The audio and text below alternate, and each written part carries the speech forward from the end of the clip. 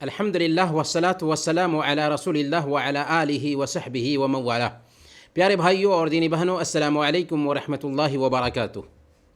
Christmas کیا ہے؟ عیسائی دنیا اللہ کی طرف بیٹا منسوب کرتی ہے، عیسیٰ علیہ السلام کو سن آف گاڈ مانتی ہے اور بیٹا کی پیدائش پر جشن مناتی ہے۔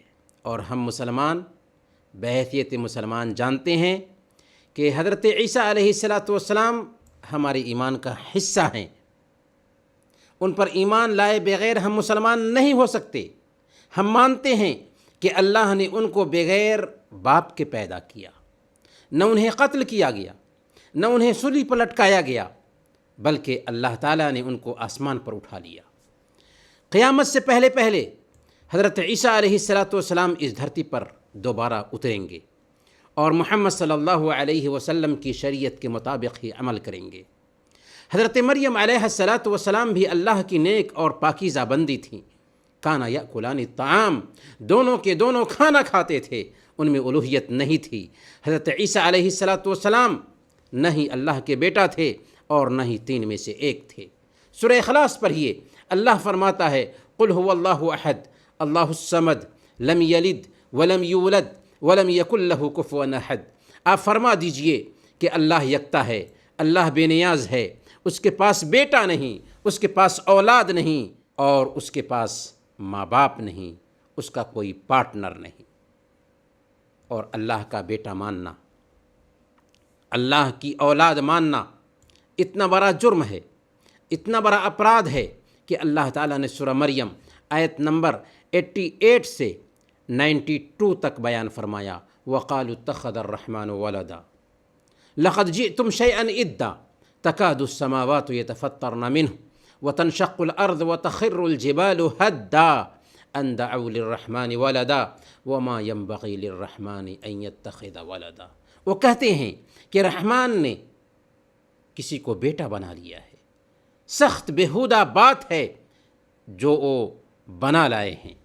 قریب ہے کہ آسمان پھٹ جائے، زمین شق ہو جائے، پہاڑ گر جائیں۔ کس بات پر؟ اس بات پر کہ لوگوں نے رحمان کے لیے بیٹا ہونے کا دعویٰ کیا۔ رحمان کی یہ شان نہیں کہ وہ کسی کو بیٹا بنائے۔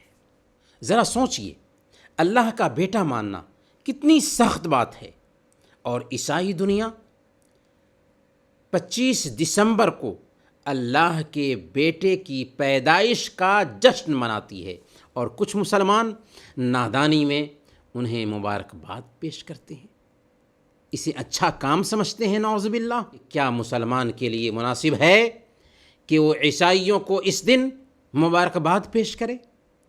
کیا اس میں یہ پیغام نہیں جاتا ہے کہ وہ حق پر ہیں اور ان کا عقیدہ صحیح ہے؟ یاد رکھیں، ان کے ساتھ سب سے بڑی نیکی، سب سے بڑی بھلائی یہ ہو سکتی ہے کہ ہم ان کو ان کی گمراہی سے نکال لیں، اس دلدل سے نکالیں جس میں وہ پھنسے ہوئے ہیں۔ اگر واقعی آپ ان کے خیر خواہ ہیں، اگر واقعی آپ ان کے شبھ چنتک ہیں، تو انہیں اسلام کی طرف دعوت دیں۔ اگر انہوں نے اسلام قبول کر لیا تو حقیقی معنوں میں اپنا مطلوب پالیں گے، عیسیٰ علیہ السلام کو پالیں گے، سکون اور اطمینان کی زندگی حاصل کر لیں گے اور جنت کے حقدار بن جائیں گے۔ جی ہاں، آج عیسائی دنیا کو ہمارا انتظار ہے، ہمارا انتظار ہے کہ ہم ان تک پہنچیں، ہم ان تک حق پہنچائیں۔ اے کاش کہ ہم اپنی ذمہ داری سمجھتے اور ان تک حضرت عیسیٰ علیہ السلام کا حقیقی دین، جی ہاں دین اسلام جسے سارے انبیاء لے کر کے آئے تھے، وہ دین ان تک پہنچاتے۔ جی ہاں، یہی وہ دین ہے جسے سب سے اخیر میں اللہ رب العالمین نے آخری نبی محمد الرسول اللہ صلی اللہ علیہ وسلم کے ذریعہ بھیجا تھا، اور محمد رسول اللہ صلی اللہ علیہ وسلم نے صحیح مسلم کی روایت کے مطابق بیان فرما دیا تھا کہ والذی نفسی بیدہ لا يسمع بی احد من هذه الامة یہودی ولا نصرانی ثم يموت ولم يؤمن بالذی ارسلت به الا كان من اصحاب النار۔ قسم ہے اس ذات کی جس کے ہاتھ میں میری جان ہے، جو کوئی بھی اس امت کا چاہے وہ یہودی ہو یا عیسائی ہو، میرے پیغام کے بارے میں سنتا ہے اور مجھ پر ایمان لائے بغیر مر جاتا ہے، وہ جہنم میں جائے گا۔ پیارے بھائیوں اور دینی بہنوں، ایک مسلمان انسانیت کا سچا ہمدرد ہوتا ہے، بہترین خیرخواہ ہوتا ہے۔ کیا فائدہ ہوگا کہ آپ کسی کرسچن سے اچھا معاملہ کریں اور اس کی آخرت کے بارے میں فکر مند نہ ہو، اس کی آخرت کو برباد ہونے دیں؟ ہمارا وجود اس دھرتی پر کس لیے ہے؟ کیوں ہم بھیجے گئے؟ حضرت ربیع بن عامر صحابی رسول کو سنیے، جنہوں نے رستم کے دربار میں شان بے نیازی سے کہا تھا، نحن قوم ابتعثنا اللہ لنخرج الناس من عبادت العباد الى عبادت اللہ، ومن جور الادیان الى عدل الاسلام، ومن ضیق الدنیا الى سعتها۔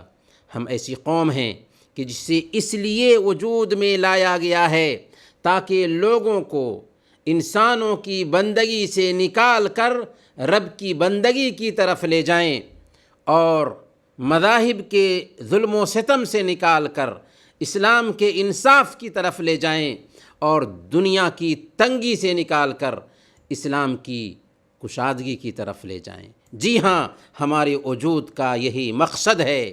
ہمارے رب نے ہماری ڈیوٹی بتائی، کنتم خیر امت، تم بہترین امت ہو۔ کیوں بہترین امت ہو؟ اخرجت للناس، تمہیں انسانوں کے لیے برپا کیا گیا ہے۔